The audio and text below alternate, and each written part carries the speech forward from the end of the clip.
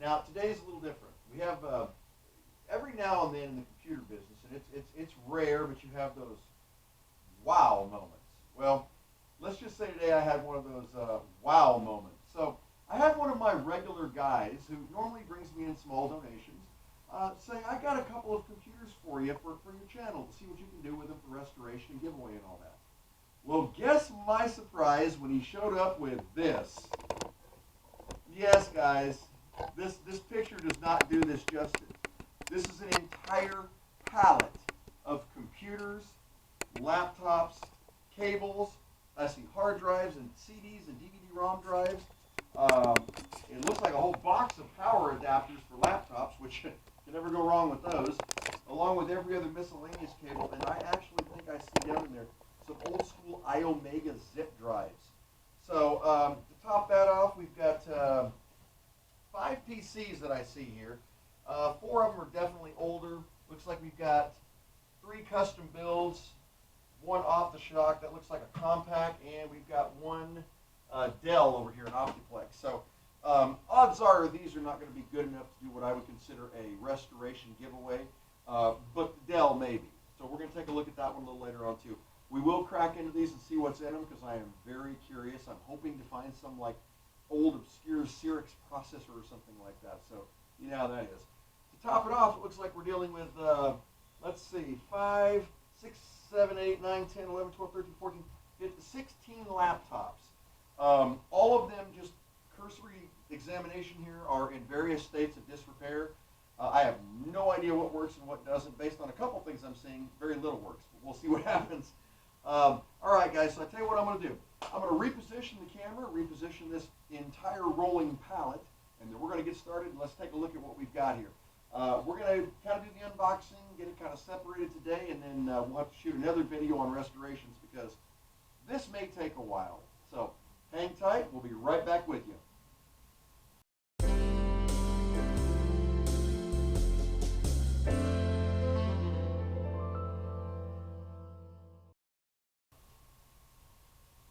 All right, guys, back with you. So I think after looking at all of this mountain of stuff, I'm going to tackle this in an easier way. We know that the PCs are going to take some time, and the laptops are going to be just kind of cursory examinations today. So I want to take a look at some of the cabling first and some of the other miscellaneous junk in these boxes. So I've got Stumpy set up over here, and Stumpy's kind of pointed down here at the table. So hopefully I'll keep him pointed up here in the corner so that you'll be able to see what I'm seeing and kind of get a feel for it. Not to mention the fact that with that much stuff, I could never display it all on this counter. So we're going to do it in sections here. So let's start with some cables here. Let's get this big old box out of the way. Now we're only going to look at the interesting stuff, guys. We're not going to go too crazy here because we all know, I'm pretty sure everybody out there has an entire garage full of cables the same way I do. So we're only going to keep using and keeping and recycling the stuff that we're not going to use. So, all right. First examination, this is just some old wire. Let's see, looks like we've got a PC speaker in here. Got, looks like a bunch of USB and serial cables. Oh, I know what these are. This looks like, and I'll show Stumpy this. This is from a switch box. Now, at some point, they probably have, and this is all PS2 stuff. That is VGA. So there's probably an old switch box sitting around here. And this box is predominantly the cables for that switch box. That's exactly what this is. So we'll look into that. We do have a power adapter. Now, I'm going to tell you guys, power adapters, never get rid of these things because you never know when you're going to need them, and there's always some random device needing one you don't have. So I'll keep that one separate. We'll probably use that somewhere. All right, going through the box here, we got a bunch of USB. These look like standard aux cables for audio. A bunch more USB cables. And a couple of wall brackets. Okay. So this one's mostly, the majority of it is going to be for those switch boxes if they happen to, correction, hold that thought. Switch box, imagine that, it did exist. And it looks like there are actually a couple of them down in that box, so these are very, very old school. All right, so we'll get back to that.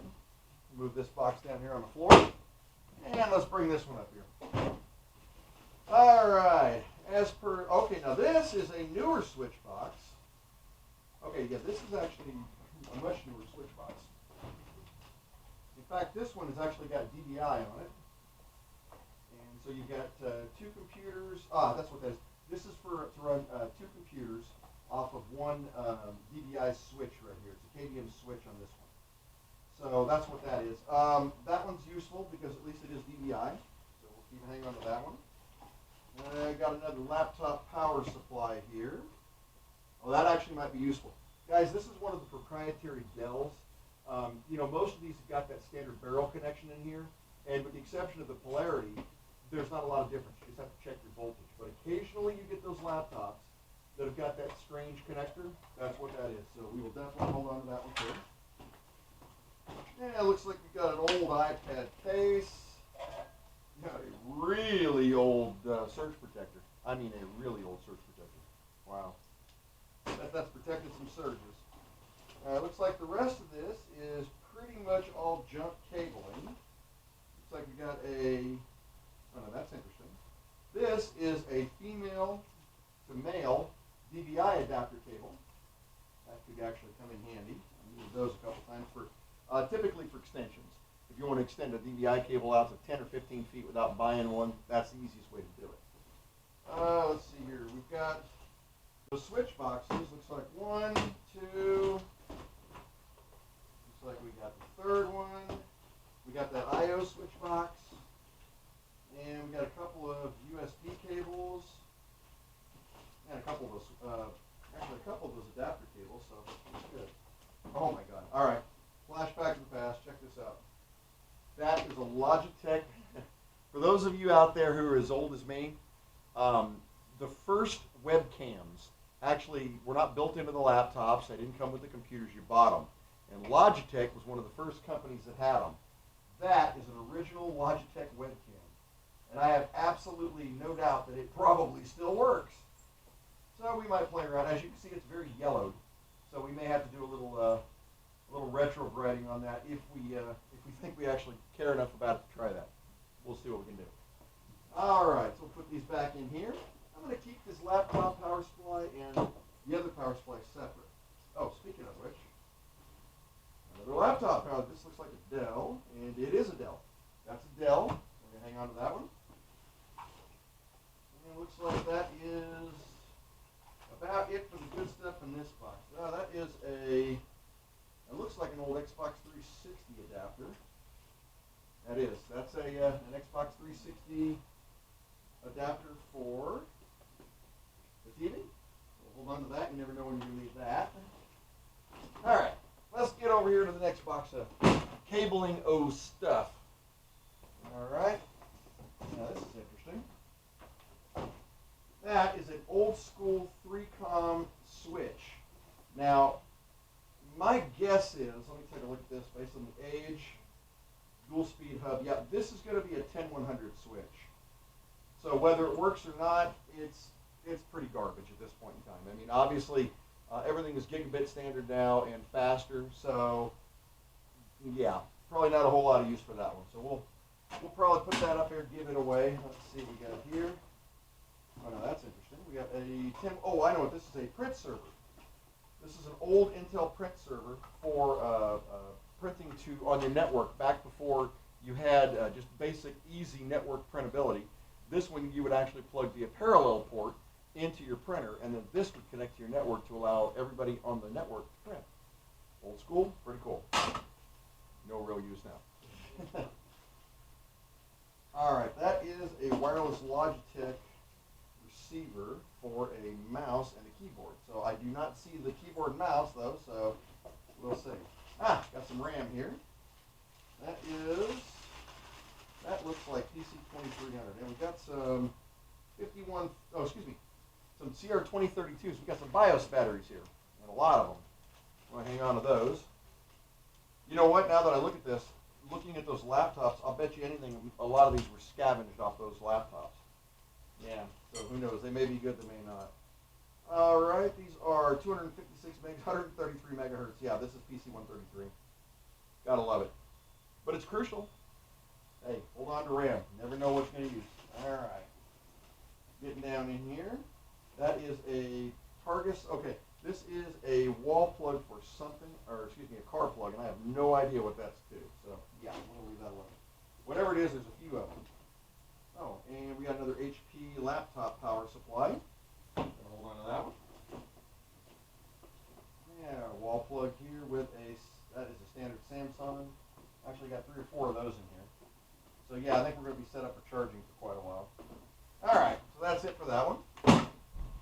Now this box intrigued me. When I first looked in this one, this is the one when I first saw it, I figured, whoever had all of this stuff, I guarantee you what they did is, they disassembled all these laptops. They stripped out all the parts that were useful, and then just kept the chassis for whatever reason, threw them in a corner, and they sat there. Well, it looks like whoever it was had kept all of the power supplies. So there are a lot of Toshiba. There's Dell. Got another Toshiba. Yeah, we are definitely power supply forward. Here's an old PS2 mouse. This is a Microsoft mouse with a ball in it. For those of you old enough to remember those, there's one. Oh wow, yeah, we got chargers for days in here. Funky adapter. Check this out, guys. All right, and everybody knows normally you get these power supplies, and you'll have that three-pronged plug. I'll show Stumpy. It'll actually plug in right here. This one, on the other hand, had this weird little funky adapter on it. Check that out. So basically, you plugged it in, and then plug the whole thing right into the wall. So it seems kind of cool. Seems like you lose the ability to have the extra 3 foot of cable, but yeah. Oh, and this is another one of those proprietary Dell plugs. Yeah, so we'll hang on to that one. We'll come back to it here. Got another compact ball mouse this time. Got to figure out something to do with some kind of funky project or something. All right, that is a Sonophone. That is probably an adapter for some sort of phone system. We'll come back to that. Another Toshiba power adapter. Yeah, guys, this is just loaded with power adapters. There's 3, 4, 5, 6, 7, 8, 9 more of them in here. And that one's interesting. This is a Kensington power adapter. It looks like it was a universal at some point because it's got a 5-volt plug on it, but it's got some sort of proprietary plug there, and I don't see a cable for that, so I'm not sure what that is. All right, well, I'm going to go ahead and stack all of these power supplies in one box. At some point, I'm going to have to get in here and test them and see if they all work. So that'll be a chore in itself, I'm sure. Once I start cracking into these laptops on the next video, we'll get a chance to test some of these power supplies. So, all right, throw that in there. Yeah, this is what I like to call a very useful box. So we'll definitely be able to. All right, coming on to the next box. We got 2 more boxes to go. Golly, this is a heavy one. Okay. Oh yeah, I can see why. Huh. All right, getting into the next box here. Anybody want a DVD drive? Pretty much straight up DVD drive, not a writer, nothing like that. And it's IDE. As strange and silly as it sounds, I'll hold on to that. Because you will never know when you need, some client will walk in with an old computer that still has IDE drive and you won't have one. So, assuming it works, we'll hold on to that. Oh, this is cool. Oh, okay. So, little history lesson. Back in the old days when laptops first came out, Wi-Fi was still a very burgeoning thing. It was brand new. Noble laptops came with it automatically. So what you would do is you would have to have an add-on card in order to get Wi-Fi access. Now these are super, super slow. We're talking 10 megabit or slower. But these are called PCM CIA cards. And I'm going to show Stumpy here. Every one of these is actually a different brand and model of wireless Ethernet adapter. Once again, no real value these days, but it's kind of cool to deal them out and stuff. All right, so we'll hang on to that. We have a box full of old hard drives. And when I say old, I mean old. These are all IDE drives. That's a SATA drive. Let's see. That's a SATA 500 gig drive. If that's good, we may use this on one of the restorations. We'll see. The rest of these are IDE drives, 60 gig, 30 gig, 20 gig, 120, looks like a 60 gig, and an 80 gig. All right, we got all that. That looks like an old school. You never know what you're going to find, guys. That's an old school car speaker. Unnamed, unbranded, old school car speaker. That might find its way to the trash. We'll see. And that is a Dell CD-ROM drive, external. Actually, it's a CD rewritable. I'll bet you anything that fits into one of those laptops. So we'll hold on to that too and see what it does. All right, one more PCMCIA. All right, so that's what we got in there. Mostly hard drives in this box. All right, store it up in here.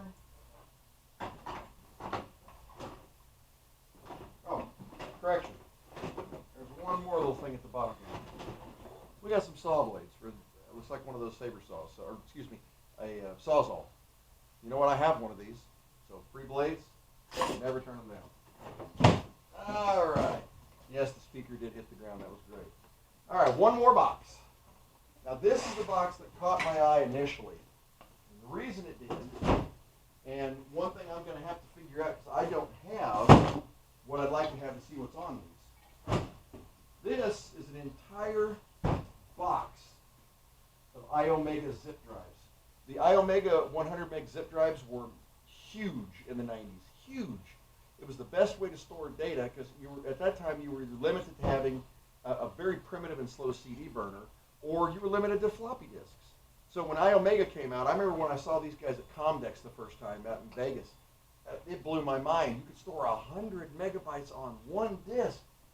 And yeah, that's exactly what these are. These are all iOmega 100 meg zip disks. The kicker is, each one of these has something on it, not blank. So I don't know what's on these. At some point, I probably need to see if I can track down. If any of you guys out there in the audience have an old iOmega drive, let me know, because I'd be interested in bringing it in here, and we'll go through these disks together, and we'll do it live so we can see what's on here. But as you can see by Stumpy there, it's loaded with them. I mean, just totally full from side to side with those disks. And every one of them apparently has something written on them. So, yeah, that could be a very interesting find right there. You know, you're talking about, that's data documentation, drivers and everything dating all the way back into the 90s. So, could be some cool stuff. All right, what else we got in here? All right, we got an AirLink USB print server, and it's in the box. We may have to test that out and see if it works. Once again, this is back in the day before you had wireless printers, and everybody could just go up and configure their printer and hit, hey, you're wireless, connect, you're done. Yeah. So this is definitely one of the cool things right there. All right, it looks like it's got the drivers in it. Not that we use that, but the power supply is also in it. All right, may come back to that. Let's see what else we got in here. Looks like we got a Western Digital 40 gig drive. Up more zip disks. Okay, this is a cool one. Now, once again, this is another one of those Zip Disk 100s I was telling you about. So we'll put that back in here. But this was a Zip 250. Now, this was right near the end when iOmega was making these. They were cool because they were shaped really neat. I'll show you this if I can get it up on the camera here. As you can see, it's rounded in the back. So it's not all square like the other one. Pretty cool stuff. All right. And it looks like we've got a bag of, oh, this could come in handy. How much would anybody out there like to bet that that is the removed hard drives from those laptops? Check that out, guys. It's a whole stack of them. I have no idea what the condition is, but that's what this is. These drives are anywhere between, let's see, there's a 12 gig, there's a 22 gig, there's a 40 gig. Yeah, these we need to hang on to these. That could be important. What I'm hoping is that in one of these bags, and that's all there is in this one, is the RAM. Because I noticed that is even just peeking over the edge before I pulled these out that somebody had gutted these things and pulled the RAM also. So if it works, we're never going to know. But I don't have a whole lot of that ancient RAM around. All right, let's see what we got in here. Okay, this is an old school external card reader, multi-reader actually. Actually, this could still be used today. To read all your SD cards, adds USB on the front along with FireWire and SATA connections up front. So really, if one of these computers functions, this might find its way in there. We'll see, because it is pretty cool. And it did give you some options on the front of it, which you didn't have before. So yeah, we may use that. We shall see. All right, looks like we got a digital projector lamp. Now, without knowing what model this is, and I don't know the condition, I know it's very, very small. And of course, the paperwork doesn't tell me what model it is. But by the picture, it's a really small projector. Let's see here. And I work a lot with digital projectors. Anybody out there that knows me knows that's what I do during the day. And that is a tiny, tiny projector. So, yeah.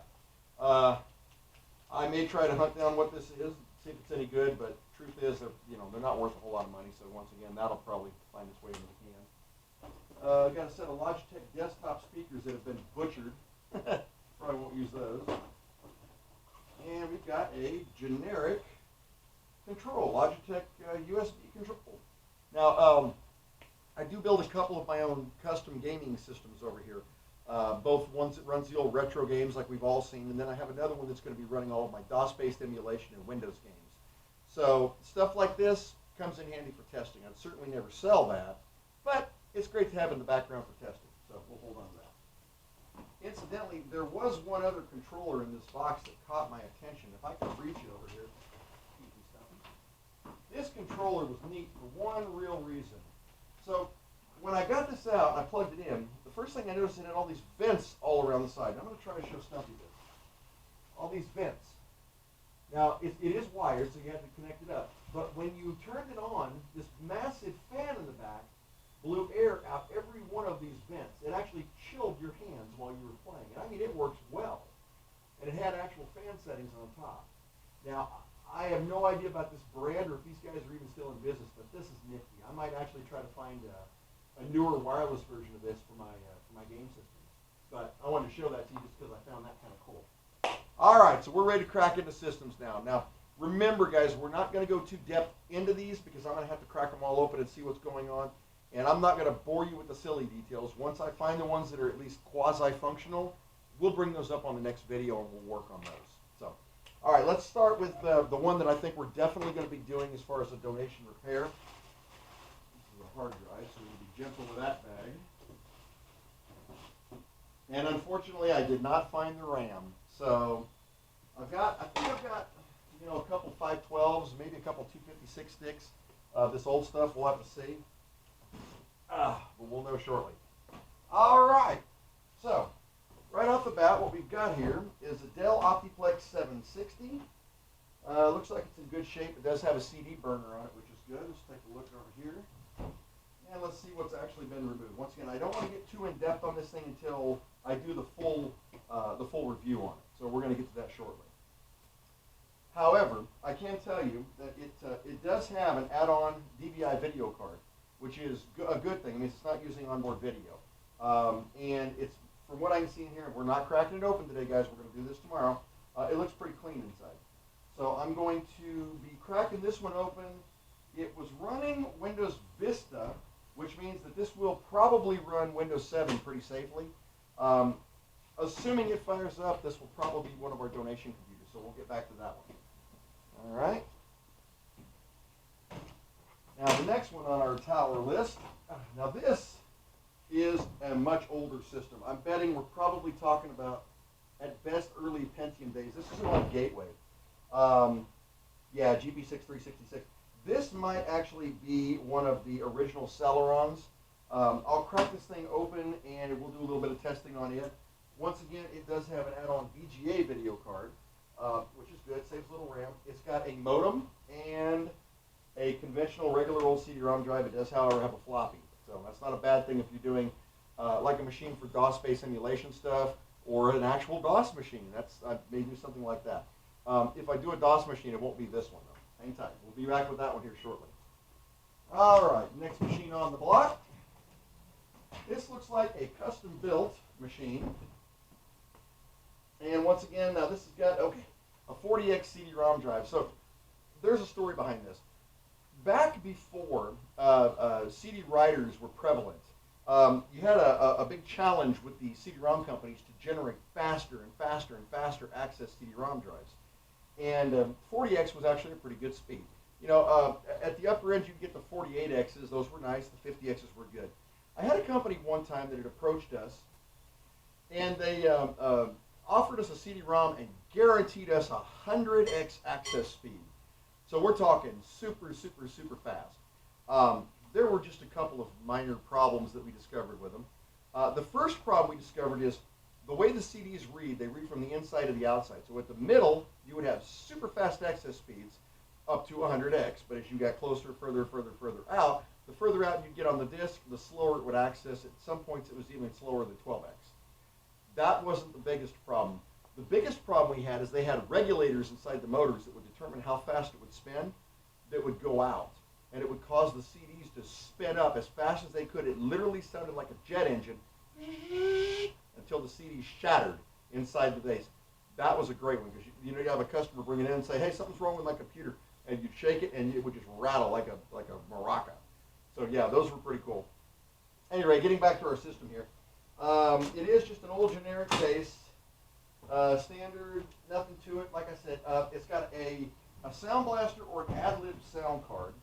Actually, it's got two of them, and I'm curious as to why they did this. My guess is they were probably driving a joystick, which means this might be an old gaming machine. I'm hoping it is. If it's got a hard drive in it, it's running some old Windows, we might find some really neat games on this thing. So this will be another one that I'm very interested in seeing. All right, we got two more of these towers. Now this one is an old IBM 300GL. Now, these flat computers, I remember when these things came out, this is one of the first Pentiums also. And I'm betting that this was a business machine. Yeah, it was. Onboard video, no add-ons. It does actually have a Sound Blaster card. By the way, something cool about these, if you ever do this yourself, and there's an old computer warehouse that we discovered here in Dallas shortly, thanks to LGR and his video, that has a bunch of this ancient, archaic computer stuff that I cannot wait to go see. But hang on to old components, particularly PCI video cards, ISA cards, controller cards, stuff that you just can't get a hold of anymore. Because if you're doing these videos and you've got a bad ISA card or you need a PCI video card to test a slot or something, it's impossible to find them. So what can't be fixed, I will be scavenging out of this. So definitely. Anyway, old IBM, once again, 56X. That's a beast, let me tell you. All right, and the last PC. Now, this one's interesting. This one, it looks like, based on what I'm seeing, that it was literally sitting in standing water. Now, it's an old compact, all right? I know for a fact it's an old Celeron. I'm very familiar with this model when these came out. The funniest thing is, and I'm going to show Stumpy this, the back of the computer is completely rusted out. It looks like this was literally sitting in 2 feet of water. So I don't know about you guys, but I'm excited to see what I find in this. There may be some sort of river dweller in there. Never know. At any rate, for what we can see through the rust, the only add-on card is actually the modem here. The VGA terminal, the serial terminal, the parallel, and the joystick port are all completely rusted. It looks like at one point there were some spider nests on here too. The power supply looks like it's fused. This is going to be a fun one to open. I have no idea what we're going to find in here, but you'll see it with me at the same time I do it. I do know that it had Windows 98 Second Edition on it, which means that this was produced sometime in the late 90s. So we're probably talking about a Celeron, maybe 1.4, 1.6 gigahertz, maybe 2 on the high side. Either way, my guess is there's not a lot of restoration going to happen on it. We'll call this computer swampy. Yeah, because it looks like it's been in the swamp. All right, so let's get on to these laptops and see what we've got. Now, this won't take us long because, frankly, most of these look like they've been gutted. In fact, I know they've been gutted because I can see it. I mean, just visually, and I'll give Stumpy a picture here. This is what most of them look like. You can tell the components have been removed, like in this particular case, the hard drive, which we know where that's at. What we don't know is where the case cover is. So even though we have a hard drive, we don't have a functioning laptop because it's missing all the panels. Oh well. The RAM's been pulled out of this. They did leave the wireless card. Whoopee, but that's good. Yeah, let's see here. This is an old Acer 2430. This was a 95 machine. This is not too bad. We have, okay, here you go. This gives you an example. Here's a ThinkPad for you, right? That's quality, right? Okay, now let's crack this bad boy open. Oh, wait. There's your problem right there. Yeah. So, once again, a lot of these are just going to be junked. And this one is sort of, yeah. Okay. So that one's going to go to the pile. This is a docking station for one of the Toshiba laptops. I have no doubt it probably works. There's not too much to those. And we got another Dell here. And it's been, once again, just like the other one, the RAM's been stripped out of it. The battery's gone. Yeah. And we got another HP here. Once again, hard drive stripped. RAM is gone. Battery's gone. Aha, wait. We have a battery. And I don't know which one this is for. It looks like it's for the HP. So we'll find out which battery that goes, or which one that goes to, and come back to that one. Yeah, so we know for a fact that all of these are toast. There's no way around that. So hopefully we'll be able to Frankenstein a couple together to make some working laptops here. All right. Now, I did have a little hope for one of these Toshibas. This Toshiba is actually in one piece. Missing the panel back here, but the RAM's in it. The hard drive is also in it. I actually looked. So I have not fired this up because, like I said, I like to do all this stuff live with you guys. But as you can see, the screen's in good shape. So who knows? This might make a good, Windows 7 machine for somebody, a family that doesn't have a computer. So we'll look at that one and see what we can do with it. All right. Oh, okay. When you pull a laptop out and it's light like a feather, you know something's wrong. Let's see what's wrong. This is, pretty much gone. The whole laptop. Screen's gone. Everything's gone. It looks like obviously the hard drive's gone. But we got the processor and the motherboard. So, hey, by the way, anybody back here notice my wall? I'm starting to put up any of the defective or blown motherboards. Instead of throwing them away or giving them to recyclers, I'm going to stick them up here. So, as we do videos, if you recognize these boards, let me know. I know a lot of you will recognize that board on the right. I ain't telling you what it is. You're going to have to go look it up for yourself. All right, so that's a toasty laptop. All right. Oh, hey, what do we got here? This is an old Acer, but it looks complete. It looks like the screen hinges might be a little hosed. Let's see what we got here. Yeah, it looks like they pulled the bezel off like they were working on the screen at some point. They had the keyboard out, I can see that. And it's totally disconnected from the ribbon, but that's no big deal. All right, well, this might be one we can check into. So this will be one of our possibles for looking at. If not, worst case scenario, if it's got the RAM and the hard drive, we got a salvage machine here. So that's a good one. All right. This is an old 98 machine. It's another one of those same Toshibas. Yeah, I noticed there were quite a few of this model Toshiba in that box. I think there were 4 or 5 of them.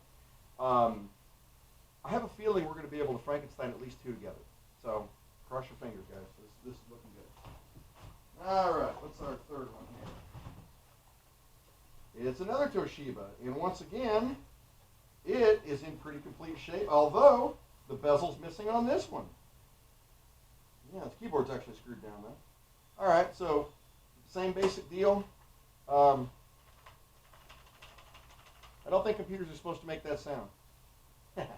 Yes, that is a professional diagnosis. All right, the next one in here is another Acer. Oh, now this one is not in bad shape, guys. This is not in bad shape at all. Okay, so this has Windows Vista on it. Well, at least it says it does. I don't know about the status of the hard drive or the RAM, except that the panels are actually on it. And the screen appears to be in good shape. So this could be another candidate for restoration. So we'll definitely keep that one aside. All right. And we got 3 more in here. This is a big boy Toshiba, and it is also in good shape. Hey, we may be getting lucky here. That's 4 that look pretty good.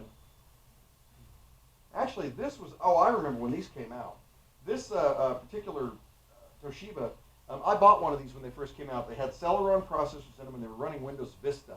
Now, can everybody out there say, ew, collectively? Yeah, me too. Anyway, this is another good one. The good thing is, with all those power supplies in that box, I think we're going to be able to put together some decent machines here. I really do. All right, we got 2 more. This one's another one that looks complete. This is one of the HP Pavilion Entertainments. This was a nice laptop in its day. This is actually a really nice laptop. And it's in good shape, and it looks like nothing is missing. All right, so that makes 5 possible good restorations. And we got one more to look at here. And it is missing its plate on the back. However, the RAM is still there. So once again, we may have another good one. And actually, that is a gig of RAM. So that is actually could be a decent machine too. We'll have to put this one on our possibility. So this basket was way better than that basket, even if you counted the fact the empty laptop here. So yeah, pretty cool stuff. All right, so there it is.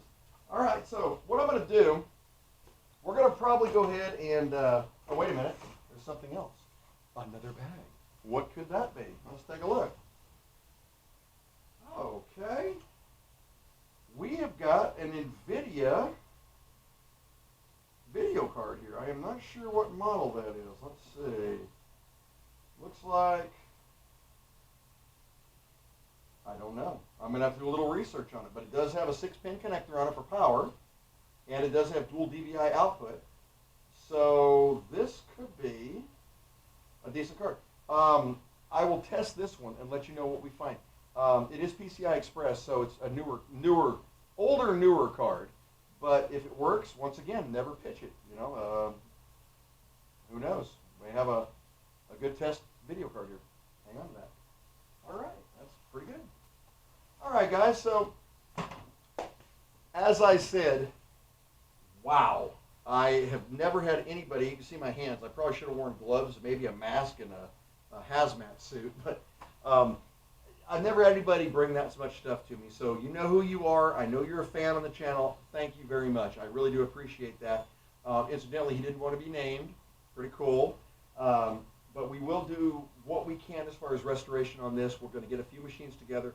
And just like I always do, guys, any of this stuff that I can restore, we're going to be giving away to needy families out here in the area. So if you know anybody, let me know. Have them come talk to me and we'll work it out. Because I want to make sure that everybody that needs a computer can get one, whether they can afford it or not. We do live in the 21st century, so it's time. All right, guys. Well, listen, thank you so much for watching. This video will be up tonight, and hopefully I'll have it all up here shortly. The next video I'm going to try to shoot next week. This could take me literally all week to shoot all these. I'm sure you can understand.